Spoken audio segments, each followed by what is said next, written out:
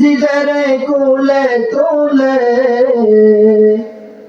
হাত তুলে মা বলে বাইজিদকে ওলি বানাও, হাত তুলে মা বলে বাইজিদকে ওলি বানাও।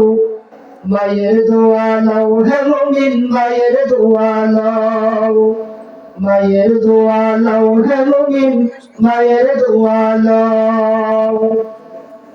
মা বাবার দোয়া দরকার আছে না নাই?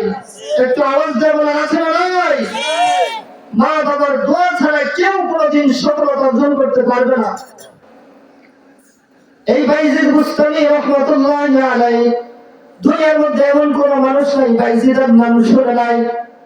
এত বড় আল্লাহর ওলি কিভাবে বলেন বাইজিদ বুস্তামি? একদিন গভীর রাত বাইজিদ বুস্তামির মা ঘুমায় আছেন, হঠাৎ তার ঘুম ভেঙে যায়। পানির পিপাসা লাগে, আর বাইজিদ ছোট্ট বাইজিদকে বলে, বাইজিদ আমাকে পানি দাও, আমার পানির পিপাসা লেগেছে, পানি পান করাও। বাইজিদ ঘরের কোণার মধ্যে গিয়ে দেখে পানি নাই, কলসের মধ্যে পানি শেষ হয়ে গেছে। কি শেষ হয়ে গেছে? গিয়ে দেখে কলসের মধ্যে পানি নাই। ছোট্ট বাইজিদ 10 বছর কিংবা 11 বছর তার বয়স হয়। এবার বাইজিদ গভীর রাত কলস নিয়ে বের হয়ে গেছে পানি আনার জন্য, পানি আনার জন্য বের হয়ে যায়। গভীর জঙ্গল মাঠ পেরিয়ে বাইজিদ বুস্তামি চলে যায় পানি আনার জন্য। কোথায় পানি পাওয়া যায়?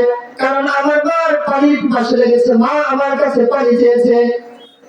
ছোট্ট বাইজিদ পানির তালাশে বের হয়ে যায়। অনেক দূর পথ পার দিয়ে মার জন্য পানি আসে। পানি আসার পর মার কাছে গিয়ে দেখে মা তার ঘুমায় গেছে।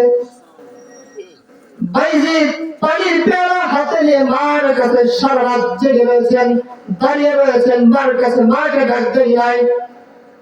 ফজরের আজানে মার ঘুম যখন ভেঙে যায়, মা তাকে দেখে তার ছোট্ট বাইজিদ পানির পেয়ালা হাতে নিয়ে দাঁড়ায় আছে। বলে, হে বাইজিদ কেন তুমি দাঁড়ায় আছো? বলে, মা তুমি আমার কাছে পানি চাইছিলে, এজন্য পানি নিয়ে এসে দেখি তুমি ঘুমায় গেছো, এজন্য জাগাই নাই। বলে, কেন জাগাও নাই? তোমাকে যদি জাগাই তোমার কষ্ট হবে, এজন্য জাগাই নাই। তুমি চলে যাইতা। চলে যায় নাই, এজন্য গভীর রাতে আবার যদি জাগ্রত আপনি আমার কাছে পানি চান, আর আমি যদি আপনাকে পানি না দিতে পারি আপনার কষ্ট হবে, এজন্য দাঁড়ায় আছি।